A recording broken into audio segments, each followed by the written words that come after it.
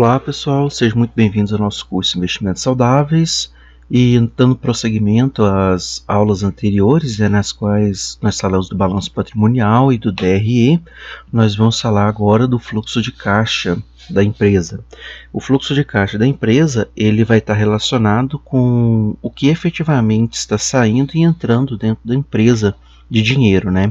A gente consegue verificar ali aonde que estão sendo as partes mais exigentes dentro da empresa e como que está sendo a exigência, por exemplo, de financiamento da empresa, se ela está conseguindo mais pagar ou ela está precisando de pegar mais empréstimo e como que isso aí vai estar relacionado com o balanço patrimonial e as outras atividades da empresa.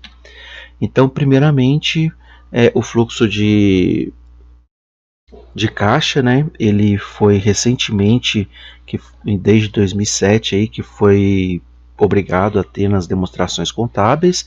Ele veio substituindo a do ar, e o fluxo de caixa ele vai ser separado em algumas partes que vão tentar mostrar como que o caixa está circulando dentro da empresa. Então, dentro do balanço patrimonial que nós trabalhamos anteriormente, nós temos o caixa. E o caixa ele vai ser como se fosse o sangue da empresa, né? Ele vai correr para todas as outras atividades, tentando trazer uma certa vitalidade para dentro da empresa. E nisso daí nós temos que ver como que esse fluxo ocorre. E quem vai dizer para a gente com maior precisão dentro desses três iniciais vai ser exatamente o fluxo de caixa. Nós temos que o fluxo de caixa ele pode diminuir e pode aumentar, dependendo com as exigências e as produções da empresa. Nesse sentido, nós vamos ter o fluxo de caixa relacionado com a parte operacional da empresa, nós vamos ter o fluxo de caixa relacionado com os investimentos da empresa. Os investimentos aí são relacionados a investimentos em coligadas, investimentos em estruturas, investimentos em ativos imobilizados, em ativos intangíveis, então relacionados aí mais com a estrutura de capital da empresa, com o funcionamento dela. E nós temos também o fluxo de caixa de financiamento, né, que está relacionado aí mais com características de aquisição de empréstimos, com pagamentos de empréstimos, arrendamentos, características, por exemplo, de aumento de capital da empresa, quanto que custou o aumento de capital, quanto que ela conseguiu nesse aumento de capital dentro da empresa. Então isso daí vai tudo estar relacionado com isso daí. E somando tudo, né, nós vamos ter a variação do caixa efetivo da empresa, que vai ser essa parte do balanço patrimonial, se ele vai aumentar ou diminuir. Dentro disso daí nós temos algumas características ainda, por exemplo, variação cambial, que não vai estar muito relacionado com essas, em essência, com essas atividades aqui, que vão ser a parte, né, mas vão estar lá contando os demonstrativos de fluxo de caixa. Então, o demonstrativo de fluxo de caixa ele vai ser dessa forma que ele vai aparecer, né? Vou dar lá para vocês, quando você entra no site da B3. Aqui nós conseguimos ver o que? Primeiramente, nós temos o fluxo de caixa, ele vai primeiramente estar caixa líquida das atividades operacionais. Isso daí vai somar esse bloco com o bloco de baixo, que é variação dos ativos e passivos. Daí nós vamos falar de cada um desses dois e o resultado desses dois, né, a soma desse daqui com esse daqui, vai dar praticamente esse resultado final, considerando que ele tem outros aqui que ele pode estar somando a essas contribuições. Mas esses outros aqui vão impactar bem de leve. O que vai impactar mais vai ser a caixa gerada das operações e gerações e variação dos ativos e passivos. Então, primeiramente, vamos começar falando desse daqui, caixa gerada nas operações. Isso aqui vai ser o fluxo de caixa gerado das operações, ou seja, atividade gerada diretamente das operações. Normalmente as empresas trabalham com o método indireto, que vai começar pelo lucro da empresa aqui, e ele vai voltando coisas que não alteram o caixa ou que não estão relacionadas com as operações diretamente. Por exemplo, nós temos lá que nós estávamos falando da depreciação e amortização, certo? Depreciação e amortização, ele vai ser uma parte que é um benefício fiscal da empresa, que vai ser possível de tirar do DRE, certo? Nós vimos lá dentro do DRE, que ele começa com as receitas, depois nós tiramos os custos, né, para adquirir os bens e serviços da empresa, depois nós temos o lucro bruto, o resultado bruto. Quem não conhece isso daqui, volta no vídeo anterior que vai estar explicado lá com muito mais detalhe para vocês verem aonde que vai sair, onde está relacionado isso aí dentro da empresa. Depois disso nós temos as despesas operacionais, que vai ser despesa com venda, despesas gerais administrativas, perdas pela não recuperabilidade de ativos, outras receitas operacionais, e dentro disso daqui nós temos depreciação e amortização. Dentro dessa parte aqui de despesas e receitas operacionais, nós temos depreciação e amortização. Daí então, dessas características aqui, ela vai estar debitando exatamente essa depreciação e amortização. Só que esse dinheiro aqui, ele não vai ser gasto. Por exemplo, despesas com venda é uma despesa que é gasta. Ele gastou aquele dinheiro. Despesas gerais e administrativas, ele gastou aquele dinheiro. Agora, quando você tira daqui a depreciação e amortização, você não gastou aquele dinheiro. Então, nesse caso, ele volta para cá. Ele soma de novo aqui. Nós temos também equivalência patrimonial, que nós podemos ver aqui, ó, resultado de equivalência patrimonial. Esse resultado de equivalência patrimonial, ele também não é um dinheiro que é gasto na empresa ou que é adquirido. Isso aí só é assim, vamos supor que ele tem lá um investimento a nossa pastelaria tem um investimento numa empresa lá de motoboy, que ajuda a entregar os pastéis. Daí ela viu isso e quis comprar para ter uma empresa que achou que ia ser bom para a atividade fim dela. Daí, nesse sentido, nós temos que a empresa ela vai ter um investimento lá, vamos supor que ela investiu 50 mil e aquela empresa de mototáxi valorizou. Daí então, a empresa lá de motoboy valorizou e, nesse sentido, ela aumentou aqui a quantidade, a equivalência patrimonial dela aumentou. Só que, teoricamente, ela não recebeu esse dinheiro, certo? Daí então, aqui na hora que você tem equivalência patrimonial, você vai somar esse valor de novo aqui. Aqui no caso, como não teve nenhuma, aqui também não tem nenhuma. Mas se, por exemplo, tiver somado a equivalência patrimonial aqui, aqui vai ser subtraído. Se tiver subtraído, aqui vai ser somado, porque não é relacionado a essa atividade operacional da empresa. Daí nós temos também, por exemplo, aqui nós descontamos juros e variações cambiais monetário líquida. Debitado no DRE. Só que isso aqui não está relacionado com a atividade operacional da empresa. Então, ele é somado aqui de volta. Também, da mesma forma, nós temos aqui provisões sobre impostos sobre lucro, nós temos provisões PCLD, provisões de estoques obsoletos. Daí, de forma que aqui o que não é relacionado com a atividade operacional da empresa, o que é debitado aqui é creditado aqui. O que é creditado aqui é debitado aqui. Então, se aqui está negativo, aqui vai vir positivo. Se aqui é positivo, aqui vai vir negativo. Ficando somente o resultado final das operações mesmo da empresa. Por isso que aqui é tão interessante, porque vai mostrar o que realmente a empresa recebeu das atividades operacionais dela. Aqui no caso, essa empresa está aumentando de ano em ano, aumentou consistentemente, né? Daí então é interessante. Tem que ver ainda várias características, mas é uma característica já interessante. Aqui é a variação do ativo e passivo, certo? Variação dos ativos e passivos vão estar relacionados com os ativos circulantes e passivos circulantes. Eles vão estar investindo ou desinvestindo dentro dessas características. A variação no ativo circulante, né? Como que vai ser? Por exemplo, aqui nós temos contas a receber de clientes, isso é ativo, que está no ativo circulante. Estoque também é ativo. Quando aumenta o estoque, aqui o caixa reduz, ou seja, vai ser negativo. Então, quando você investe nessas características, né, quando aumenta essas características aqui, o caixa vai naturalmente sendo reduzido.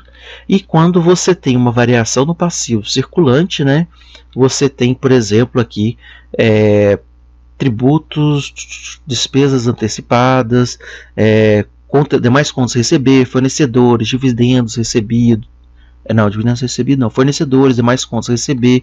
E essas características aqui são do passivo circulante, né? Ou seja, se as contas com fornecedores elas aumentam, você tem que o caixa naturalmente aumenta, porque você está se alavancando em cima dos fornecedores.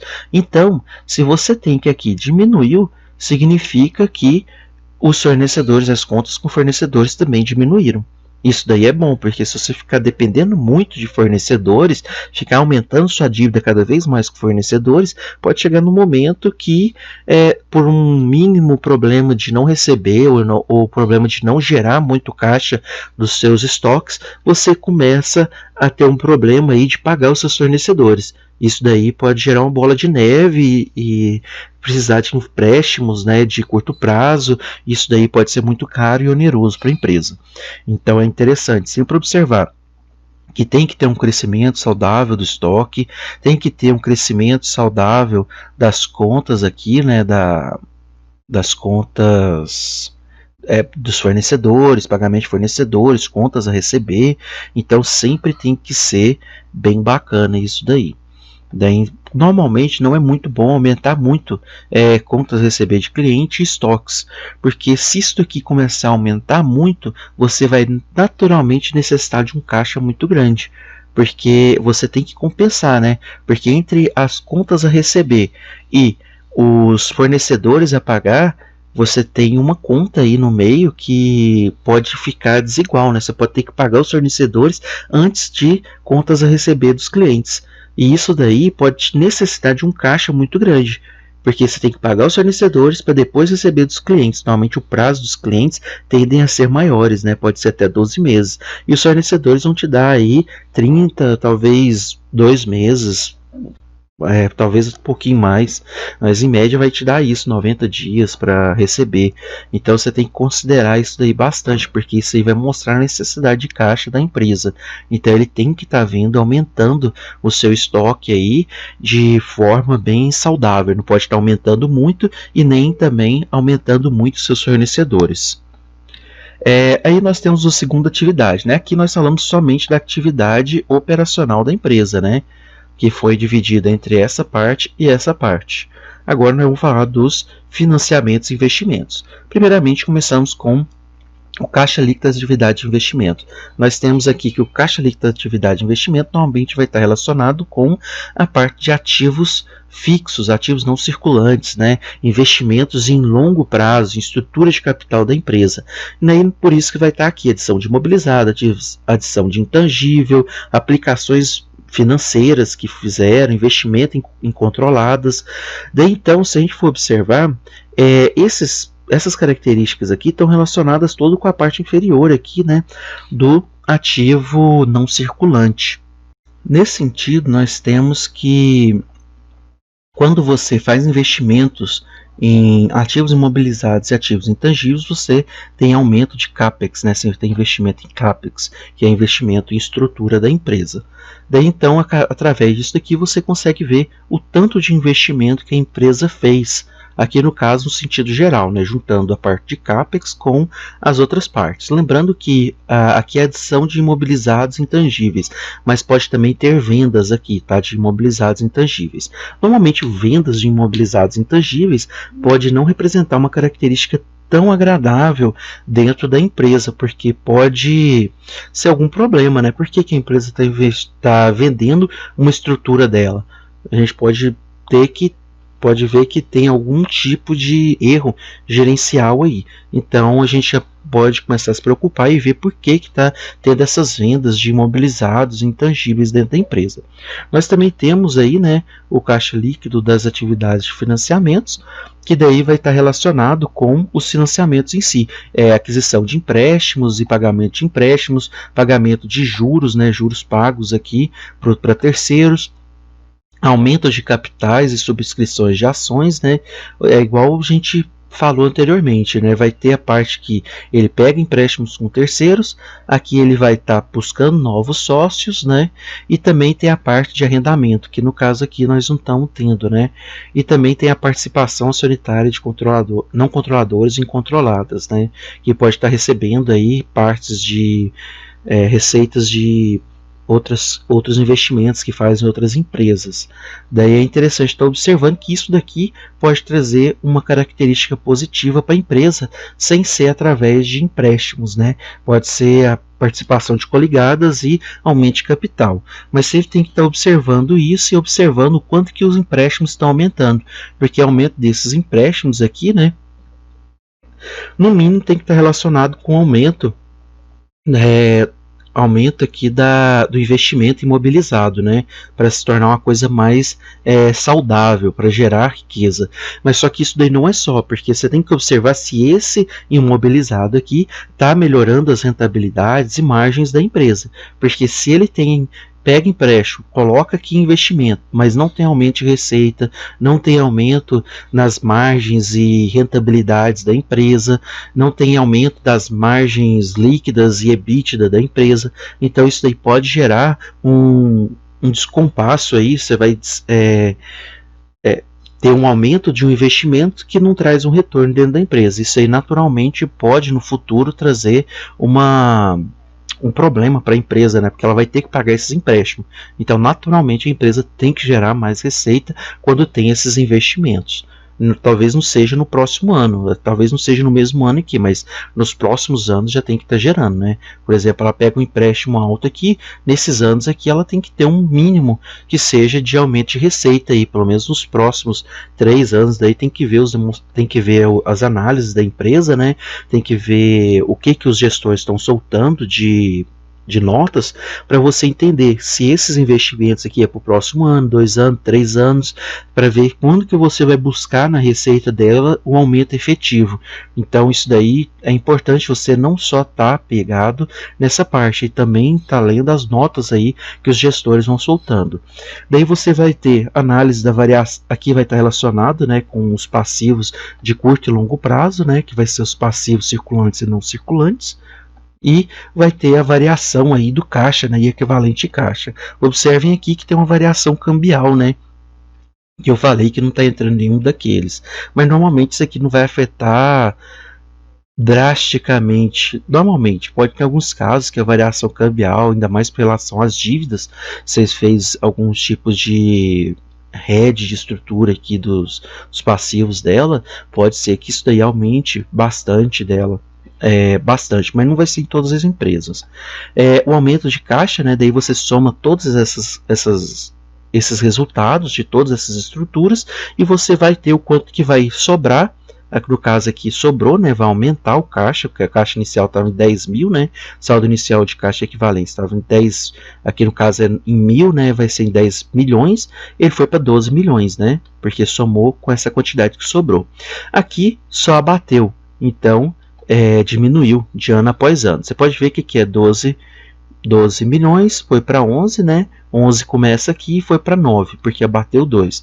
Mas nós temos que observar também que o caixa, ele não pode abater muito, ele sempre tem que ter uma quantidade relacionada à necessidade de capital de giro da empresa. Nós não podemos abater tanto desse caixa, senão pode trazer um processo de insolvência da empresa. E nós também temos que observar que esse caixa aumentar tanto não pode ser que não seja uma coisa tão boa, porque pode estar vindo aí de simplesmente financiamentos e não de um aumento efetivo da geração de caixa operacional aí, né, da parte de operacional, que é a primeira que a gente analisou aqui. Então nós estamos vendo agora como que o caixa está sendo afetado por esse emaranhado de relações aí dos balanços patrimoniais. Então, né, se tiver alguma dúvida, deixa aí que a gente pode tentar estar ajudando a resolver elas nos comentários. E é isso, pessoal. Bom estudo e até a próxima.